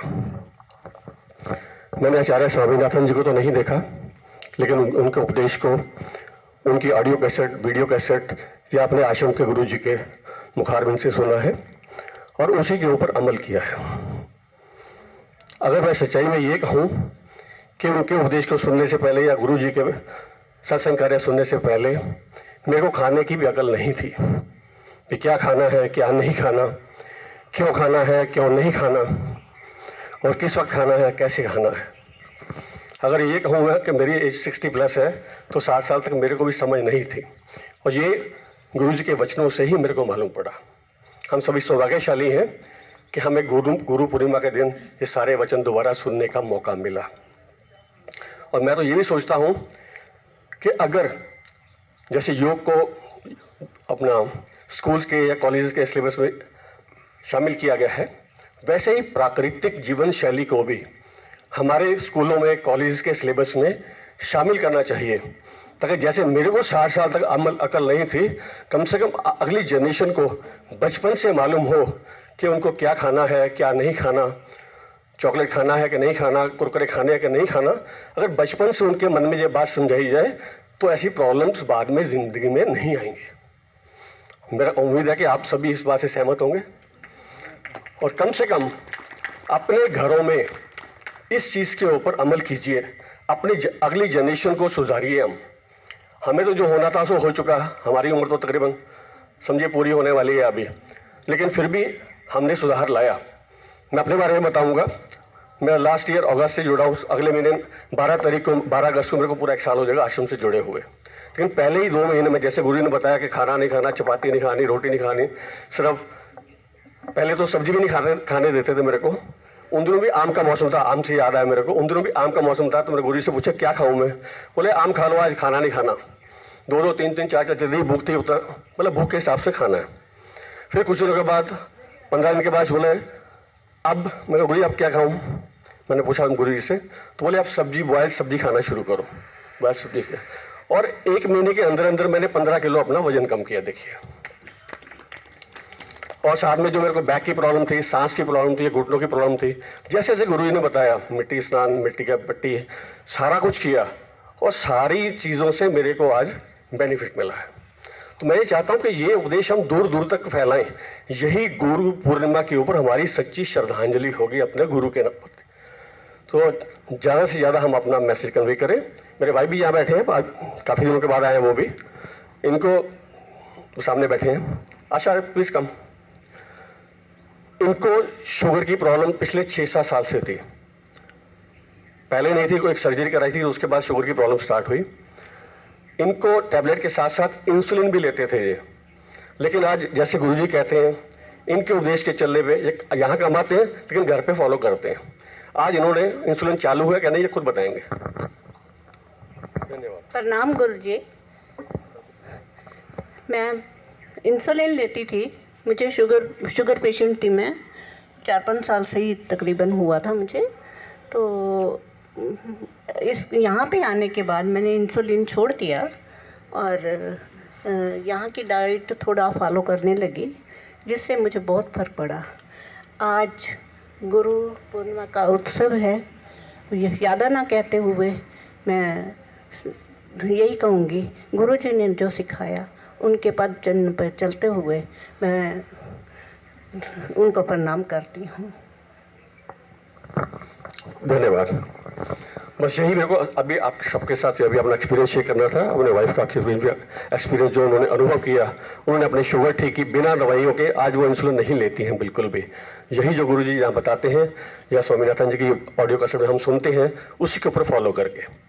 और मेरी आपसे सबसे प्रार्थना है कि इस मैसेज को सबके साथ शेयर करें, आगे से आगे पहुँचाएँ, ताकि समाज का, देश का स्वास्थ्य का सुधार हो। धन्यवाद।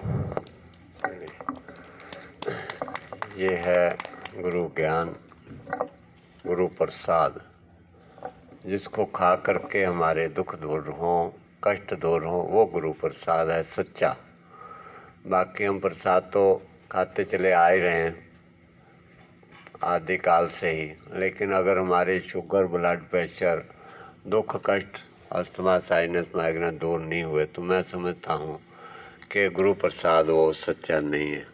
सच्चा गुरु प्रसाद जो है वो हमारे अंतर जाकर सारे जीवन को बदल देता है, सारे अंतर के अज्ञानता के अंधकार को मिटा देता है और हमारे को सारे ब्रह्मों से मिटा करके एक जीवन, नया जीवन प्रदान करता है, जिसको पा करके हमारा जीवन धन्य हो जाता है। वो है गुरु प्रसाद। ये हमारे गुरु पूर्णिमा पर गुरु जी ने जो प्रसाद बांटा है, आज प्रवचनों का जो प्रसाद बांटा, ये प्रसाद है उनका। इसको खाओ और जब आप खाओगे आपके रोम रोम में, रग रग में जाएगा, तो आपके जीवन को बदल देगा, आपके जीवन का कल्याण कर देगा, सारे रोगों से आपको मुक्त कर देगा, सारे कष्टों से मुक्त कर देगा। चलिए, मैं ज़्यादा समय अब नहीं लेता हूँ। गुरु जी के प्रति शब्द कितने हैं, सीमित हैं, लेकिन उनके उपकार अनंत हैं। इसीलिए हमारी आंखों में बार बार आंसू आते हैं कि इतने उपकार हमारे ऊपर कौन करेगा दुनिया में। कोई कर सकता है? किसी ने नहीं किया, कोई बता ही नहीं सकता, भटक रहे थे बस ऐसे। सो इसलिए हम उनके उपकारों का कर्जा चुकता करें, सेवा करके आगे सेवा करके सारी मानवता की, तो उनकी आत्मा प्रसन्न होगी। तभी हम लोग भी उनका भी सम्मान बढ़ाएं, हमारा आचरण ऐसा हो, व्यवहार जीवन में रहन सहन ऐसा हो, हमें देखकर संसार बदले आचरण से हमारे, तभी उनके प्रति सच्ची हमारी श्रद्धा है, उनका सम्मान है सच्चा, और तभी हमारा जीवन भी ऊपर उठेगा और देश समाज भी हमारा खुशहाल होगा। सो हमें अपने गुरुजनों के ज्ञान को, इसको छुपा करके नहीं रखना, दुनिया तक बांटना है, सारे विश्व तक मारना है, तो सारा विश्व में अंधकार मिटे और खुशहाल हो और हमारे को दुनिया को पता चले भारत देश भी हमारा कितना महान है, जहाँ इतने महान ऋषि मुनियों का जन्म हुआ, जिनके ज्ञान से सारे दुख दूर हो। और वो रिसर्च कर रहे हैं अपनी, और रिसर्च करते ही रहेंगे अपने। चलिए, अब समय ज़्यादा हो गया, आज हम यहीं इस कार्यक्रम को समापन करते हैं। अगला कार्यक्रम मठ बात वगैरह जिन्होंने लेना ले लें, फिर उसके बाद 10 बजे मीटिंग शुरू हो जाएगी, उसके बाद फिर मीटिंग है। आप सब लोगों को बहुत बहुत धन्यवाद। गुरु चरणों मेरा बहुत बहुत प्रणाम, जिन्होंने इतनी दया अनंत कृपा करी। मैं रोम रोम हमारा ऋणी है उनका, और उनका ऋण चुकता कर हम लोग सिर्फ सेवा करके कर सकते हैं। और मेरे पास कोई, हमारे पास धन दौलत नहीं है जो हम दे करके उनके ऋण को चुकता करें। और जब तक ये श्वास हैं तब तक हम उनके चरणों की सेवा करते रहेंगे, ताकि जो उतार सकें कर्ज उतना उतारें और सारे संसार का भला हो। जय श्री राम।